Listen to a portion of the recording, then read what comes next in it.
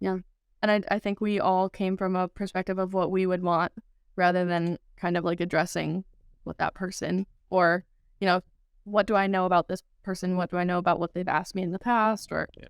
things like that. But something, Francis, that you reminded me of that I just want to mention as well is that when you mentioned like planting the seed, um, it reminded me of just like empowerment.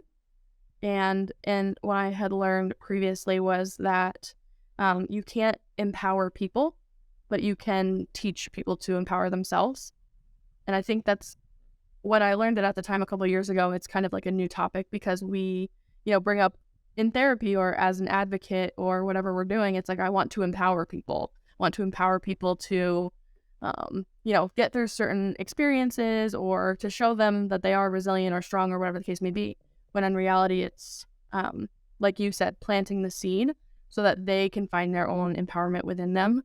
And I think that allowing them to find their own empowerment, like that goes back to that resilience. And it just kind of allows for so much more growth when they find it within themselves. So you just reminded me of that. Interesting. I want to hear both because you guys kind of took the same stance, which is I'm gonna shut up and listen. Um, I wanna if yes, someone if you guys are listening, but you see an opportunity, or at least you can say something that could spark that person mindset to, I guess, shift or change or whatever. Are you still going? Are you gonna hold back, or are you actually gonna say what you have to say? I would go as far as it depends on the relationship that I have with the person, and am I comfortable crossing that line, right? What are the boundaries that we have? Because to me, it could be, hey, yes, I feel as though I have the green light to go and say it, but it might not be received the way I think it's going to be received. So I would much rather not take that cross line. But if it's somebody that I'm comfortable with, like Ron, for example, I will open up and tell you whatever if I feel as though, because I already know, you have known you for years and we've built that relationship, which, kind of give me this passport to have that conversation with you.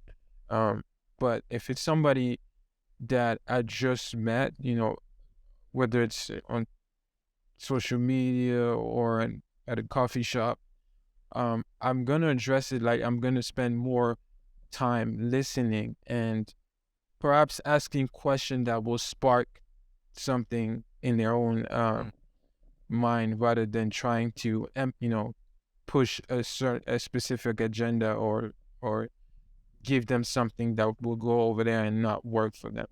I guess Yeah. asking questioning, that's what it comes down to. Yeah. I'd agree with that because I think the people close to me, well, first of all, I don't hold anything back. You probably can tell. I'm quite chatty, if you didn't notice. So I rarely hold things back. But with people who I'm close to, like they know that my intentions are pure and they know that my intentions are positive. So if I do share, oh, I've been in a situation like that and here's what I did or something along those lines, it's not because I expect them to be like me, or anything like that. But if especially if they ask, like, no, I need your advice on this. So yeah, I'm pretty open. I'm okay with doing that. But yeah, I agree with Francis. It kind of just depends on the person and the relationship that we have. That's fair. That's fair.